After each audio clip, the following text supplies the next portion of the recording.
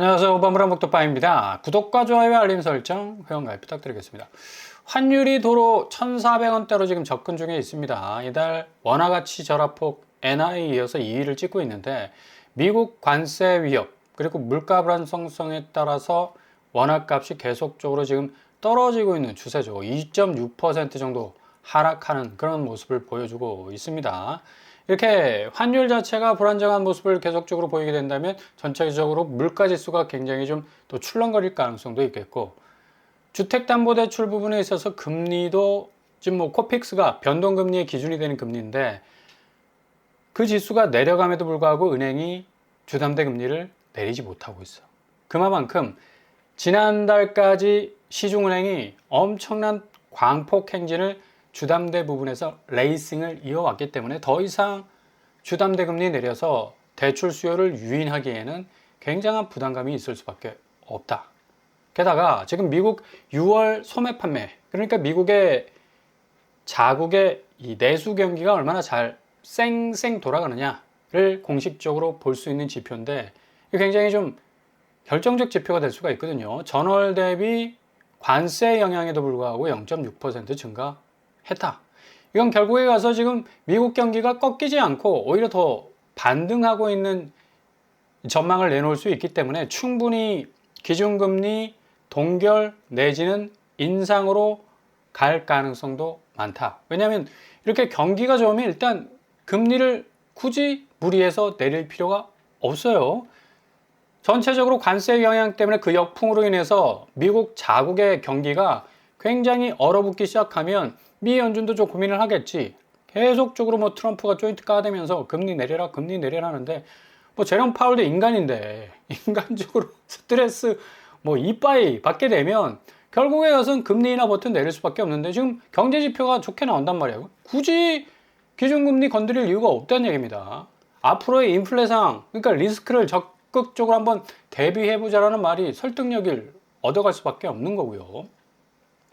입이 대빨이 나온 거 트럼프 입장에서는 이거 관세 영향에 의해서 조금 경기가 어느 정도 좀 후폭풍을 맞아야 되니 더 잘 되는 거야. 트럼프 입장에서도 나쁠 건 없어요. 그리고 급하게 또 금리 건드리기보다는 자연스럽게 또 흘러가는 어떤 추세가 또 관망하는 그 스탠스 굉장히 또 도움이 될 수도 있는 거고, 정치적 부담을 상당히 또 덜 수 있는 가능성이 높겠죠. 트럼프 욕심이야. 어떻게 해서든 자국의 이 유동성을 거의 극대화시켜가지고 경제 곡선을 거의 스페이스X 일론 머스크하고 사이가 틀어졌지만 그래도 스페이스X처럼 추진력으로 팍 쏘아 올리고 싶은데 이게 욕심대로 안 되니까 지금 계속적으로 파월을 압박하고 나서는 거 아니겠습니까? 아무튼 이런 압박은 결국 이 미국과 통상하는 모든 나라의 압박이 될 수밖에 없는 게 지금 관세 압박 본격화되면서 달러가 좀 엄청 실히 강세를 보일 수밖에. 지금 자본시장에서는 달러가 약세화를 보였는데 이 무역시장에서는 달러가 강세화를 보이면서 이게 미국이 완전 골디락스를 추구할 수 있는 엄청난 황금마치야 이리야 하면서 달려나갈 수 있는 러쉬 앤 캐시가 될 수가 있어요. 이거 잘못하면 또 광고가 될 수 있는데, 아무튼 현금화 부분은 미국이 굉장한 어떤 이 유동성의 엄청난 풀이 넓어지고 있다는 걸 볼 수가 있다. 미국의 6월 소비자 물가 지수가 워낙에 또 좋게 나왔기 때문이고, 지금 미국 국채 10년물과 30년물 4.4에서 4.9, 그러니까 거의 4.5, 5%에 상응하는 이 지표를 계속적으로 보여주고 있죠. 이건 결국에 가서는 국내 금융시장 또 시중은행의 금리를 위협할 수밖에 없는 그런 수위에 와 있는 거고, 일단 주택담보대출 금리가 역주행하고 있습니다. 변동금리나 고정금리 같은 경우는 지금 코픽스와 은행채가 변동금리와 고정금리의 기준이 되는데, 실질적으로 은행이 자체적 금리를 내릴 수 있는 수준까지 그 기준금리들이 내려가고 있음에도 불구하고 금리를 다시 쳐올리고 있다니. 어찌 보면 은행 입장에서는 손해되는 장사 안 해요. 대출 압박을 해야 돼. 대출 수요가 당연히 줄어. 그러면 그 파이가 줄는 만큼 금리를 늘려버리면 돼.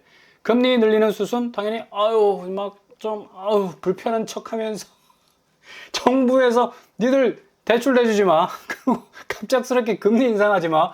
라는 시그널을 보내면 굉장히 좀 부담스러운 듯 하지만 결국 빨대 꽂은 곳에서 뭔가 스윗한 그런 어떤 달콤한 꿀을 빨 수 있는 그런 상황이 발생을 할 수 있다. 왜? 금리를 올리니까.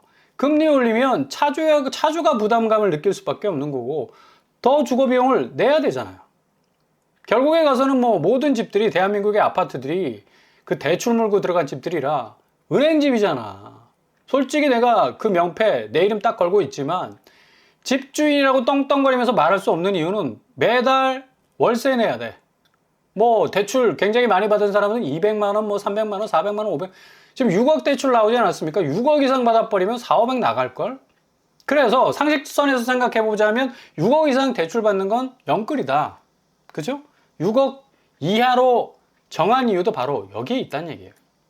지금 금리가 이렇게 엄청 실이 높아가고 있는 상황에서 지금 금융권 가계대출 월간 증가폭도 계속적으로 커져가고 있었고 이렇게 되다 보니까 가계대출 증가액이 7조 원에 지금 육박하고 있는 건데 5대 은행만 거의 5조 원에 가깝고요.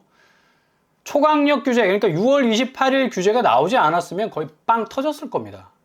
작년 8월 거의 9조에서 10조 정도에 상응하는 엄청난 대출 폭주에 능가하는 그 정도의 어떤 대출 쏠림새가 충분히 이어졌을 건데 그래도 스탑, 딱 브레이크를 잡을 수가 있었죠. 그래서 내달부터는 고액 영끌 지수는 확 줄어들 전망이고요. 올해 2월에 4조, 3월에 4조, 4천억 원.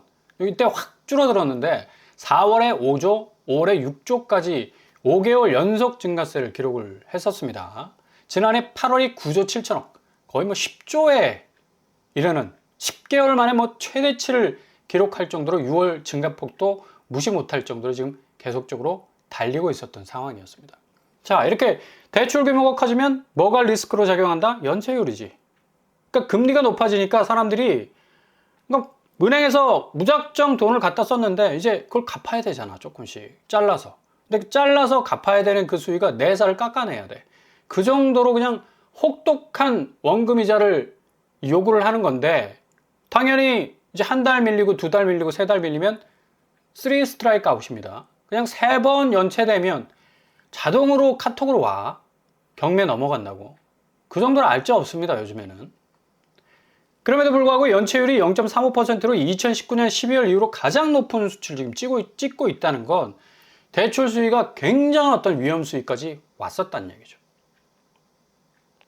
그래서 취득세 부분에 있어서는 일단 무주택자 같은 경우는 1%에서 3% 선상 안에서 취득세를 묻니다. 근데 이게 2주택으로 넘어가기 시작하면 8%, 12% 팡팡 뛰죠. 그만큼 우리나라 취득세 부분도 상당히 좀 강화가 된 면도 없지 않아 있는데 이런 상황 다 무시하고 그냥 개무시한 거지.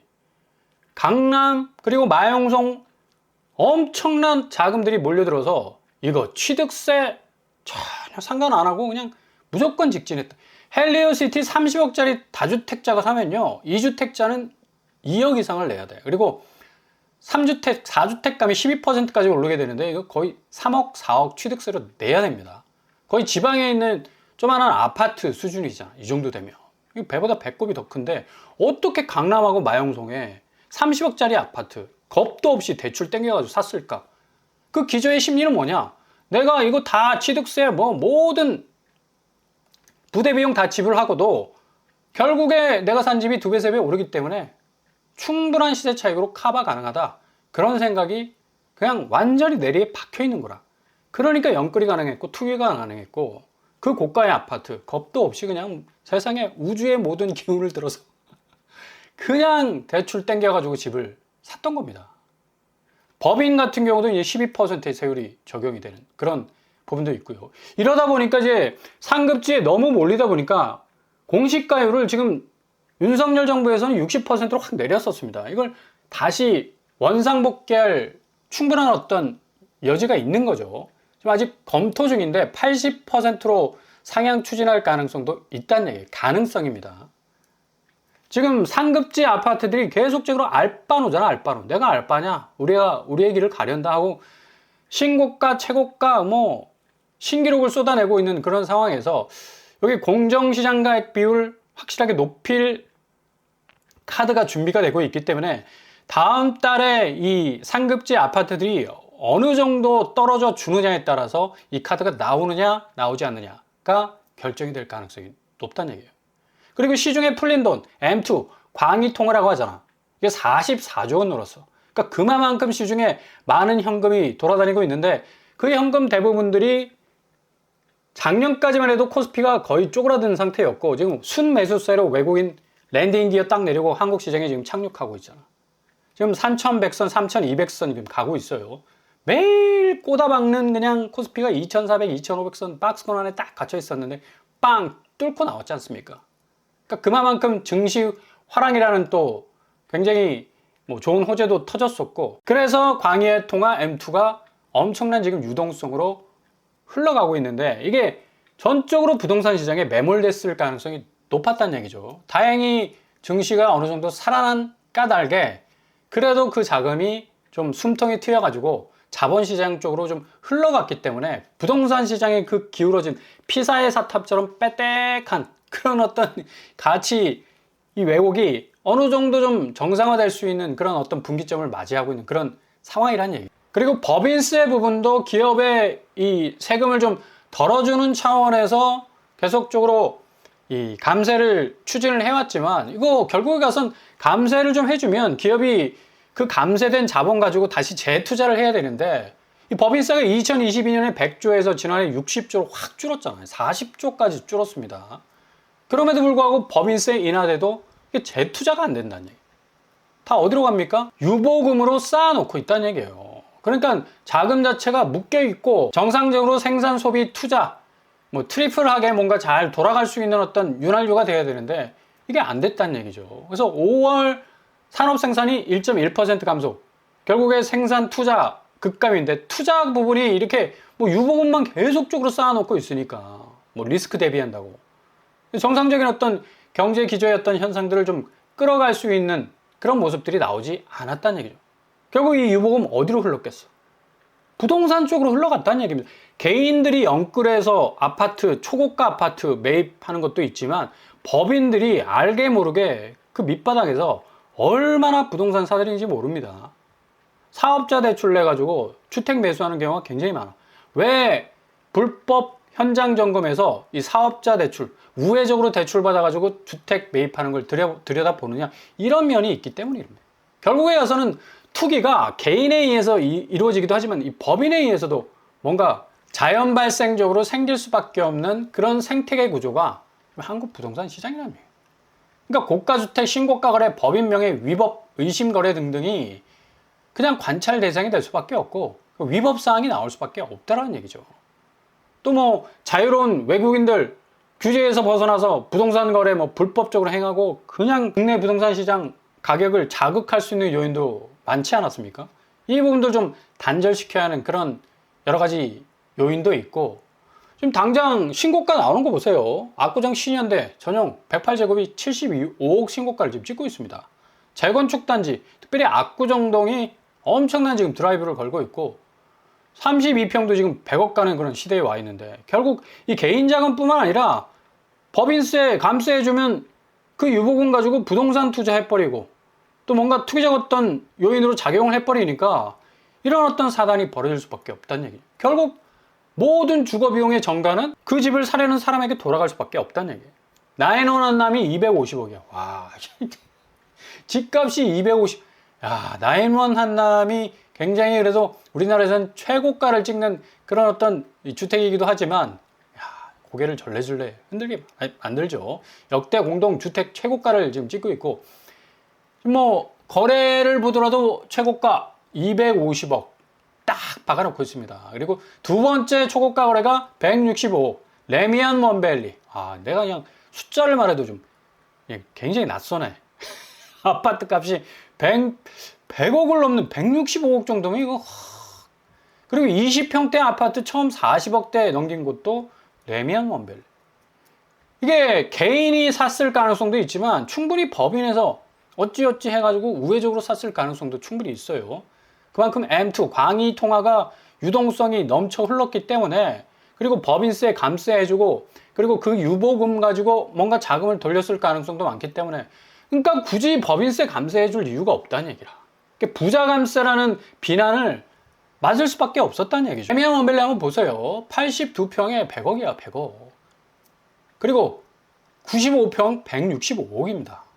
이게 과연 아무리 개인이 돈이 많아도 이게 닭장 같은 아파트, 콘크리트 같은 아파트, 이런 엄청난 가치를 때려박을 만한 그런 시장의 뭐랄까 기대, 잠재성, 그렇게 충족할 만큼 돌아올까? 그죠? 약간 갸우뚱하게 만들죠. 역시 이건 개인보다 법인일 가능성도 아주 높. 그러니까 어쨌거나 이건 뭐 추측이지만 그래도 뭔가 좀 이 부동산 시장을 굉장히 교란시킬 수 있는 거래가 될 수 있다. 뭐 자유입니다. 자기가 돈 많아가지고 100억 찍고 160억 찍는데 뭐 자유지, 자본주의 사회에서. 근데 시장 자체의 어떤 건전성, 이런 어떤 고가의 거래들이 고스란히 도미노처럼 뭐 중급지, 하급지까지 영향을 미치니까 그동안 그렇게 집값이 뭐 완전히 뭐 들끓는 것처럼 엄청난 상승세를 가져왔던 거고, 지금 이와 반대로 지금 628 규제가 시작이 되면서 그 이후로 서초구 8억 하락, 그리고 강남구 7억 하락, 송파구 7억 5천. 지금 파이가 점점 커지고 있어요. 일자를 보면 7월 1일, 7월 3일, 그리고 7월 7일로 나오고 있죠. 처음 628 규제가 시작되고 일주일 지났을 때 한 2, 3억 정도 깔짝깔짝거리다가 5억 이상 떨어져야지 의미가 있다고 말씀을 드렸는데, 확실하게 그 지표가 좀 똑 떨어지고 있잖아. 그러니까 5억 이상의 파이가 점점점 늘어나고 있다는 걸 볼 수가 있어요. 그러니까 다음 주 되고 그 다음 주 되면 8월부터는 뭐 정말 무서울 정도로 집값 조정기가 찾아올 가능성이 굉장히 많습니다. 뭐 신고가를 찍고 최고가를 찍고 뭐 그들만의 거래를 만들어가고 있지만 그게 개인 간의 거래일까라는 그런 의심도 가고, 뭔가 좀 법인 부분에 있어서의 수요도 좀 빠지게 되면 그 최고가 신고가 뭐 깜짝같이 증발될 가능성 높고, 이제 개인의 거래, 투매 현상, 이 상황에서 내가 집을 던지고 나와야지 탈출구를 마련할 수 있겠다라는 생각이 번뜩 들어서 엄청난 대조정기의 양상으로 갈 가능성이 높습니다. 서대문도 마찬가지죠. 이제 3억 이상 깨지기 시작하고 있고, 동대문도 마찬가지입니다. 동작구 역시 5억 이상의 파이로 지금 깨져나가고 있죠. 7월 2일 거래, 7월 12일 거래 35% 정도 하락하고 있는데, 이게 가장 중요한 포인트라는 얘기입니다. 그러니까 2, 3억 떨어져봤자 아무 의미 없어. 근데 5억 이상 지금 가격 이동이 시작됐다는 건 확실히 8월부터 엄청난 조정기 양상, 거의 뭐 반토막 거래, 또 마피 등등 이런 워딩들이 계속적으로 등장할 가능성 높을 겁니다. 경기도도 지금 뭐 거의 뭐 10억 가까이 떨어지는 것도 있고요. 대주 피오레 9억 5천 정도 하락하고 있네요. 인천은 뭐 역시 5억 이상 하락하는 전형적인 하강 국면을 보여주고 있고, 지방은 부산이 LCT가 17억 5천 떨어졌습니다. 와, 어마무시하다. 부산 15억에서 17억 정도, 최고가 아파트인데 이 정도 지금 꺾여가는 걸 고스란히 보여주고 있는 건 전반적으로 지방도 확실한 어떤 하방 압력을 받고 있다는 얘기고, 대구도 역시 수성구를 중심으로 해서 6억 이상 지금 가격이 변동되고 있다. 그러니까 전체적으로 아파트 값은 확실한 조정의 분기점에 와 있다는 것을 고스란히 보여주고 있다는 얘기입니다.